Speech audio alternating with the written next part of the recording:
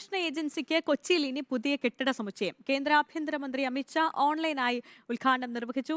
ദില്ലിയിലെ ആസ്ഥാനം കഴിഞ്ഞാൽ രാജ്യത്ത് NIA സ്വന്തമായി നിർമ്മിച്ച രണ്ടാമത്തെ ഓഫീസ് സമുച്ചയമാണ് കൊച്ചിയിലേത്. 2012 പ്രവർത്തനം തുടങ്ങിയ NIAയുടെ കൊച്ചി യൂണിറ്റിന് 12 വർഷങ്ങൾക്കിപ്പുറം സ്വന്തം കെട്ടിടം. കടവന്ത്രയിലെ വാടക കെട്ടിടത്തിൽ നിന്ന് കളമശ്ശേരിയിലെ അത്യാധുനിക സൗകര്യങ്ങളുള്ള കെട്ടിടത്തിലേക്കാണ് മാറ്റം. കേസ് അന്വേഷണങ്ങൾ, ഇന്റലിജൻസ്, സൈബർ സെക്യൂരിറ്റി എന്നിവ ഏകോപിപ്പിക്കാൻ കഴിയുന്ന ഓഫീസാണ് നിർമ്മിച്ചത്.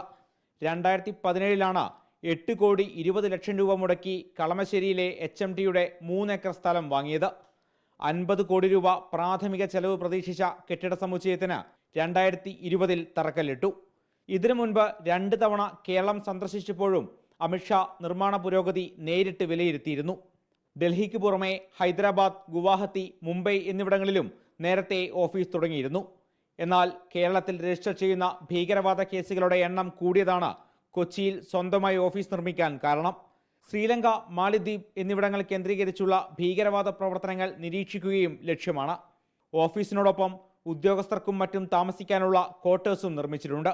റിപ്പോർട്ടർ, കൊച്ചി.